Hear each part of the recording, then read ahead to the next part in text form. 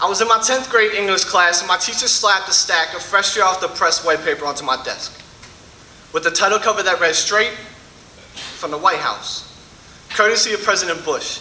I skimmed through it like walking through a pile of loose leaves, rustling, while my teacher explained what these loose leaves were, but at that moment, I didn't know how far from the branch I was going to fall. So with the sight of fear in my eyes, panic at my fingertips, I could barely keep my body steady long enough to bubble my name into the circles. I was about to become a victim of the No Child Left Behind because they thought I couldn't read well. But my soul dwells in a place that they can't visit because they failed to see how I could create literature pieces and memorize them before the test ended. They assumed I didn't know how to read. But you know what happens when you assume, right?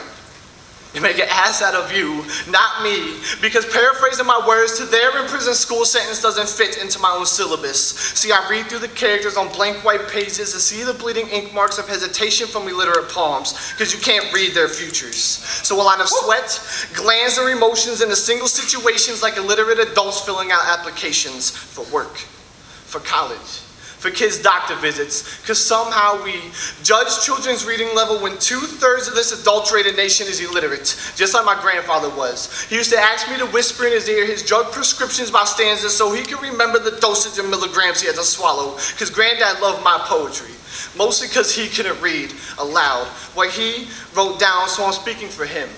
And for the students who want to break through standards by testing the teacher's real dedication to see where their heart is, don't get it twisted. I thank our teachers and agree that they should be paid more. But it's hard to succeed in an unrealistic program when 1/4 of America's public schools fail to improve under the No Child Left Behind. See, because it's just an act. The leading role is the exploitation of low-income communities. The kids have no desire, so that's the climax, but I'm changing the downfall. Making pens to be the heroes to this outcome of a complex sequence of events, the motivation. To drop educational grenades to blow into the minds of kids, creating mushroom clouds that fill their heads with more hope than failure. So choose.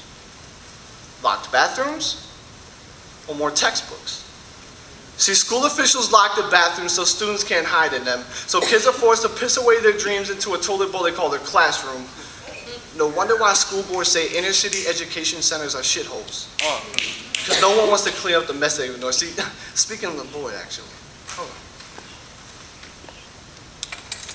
It's been 28,720,800 minutes, 478,680 hours, 2,849 weeks, 54 years, 7 months, and 7 days since Brown versus Board of Education. We might be integrated somewhat racially, but economically and geographically separate and not equal. When 90% of the teaching staff in the school are substitutes, that's separate and not equal. When there's one computer for 25 kids, that's separate and not equal. When the state and federal government come in picking at the little things, while offering no support, no solutions, no money, no guidance, that's separate and not equal. So Bush, McCain too. Fuck your acts. Because we're gonna get our own together.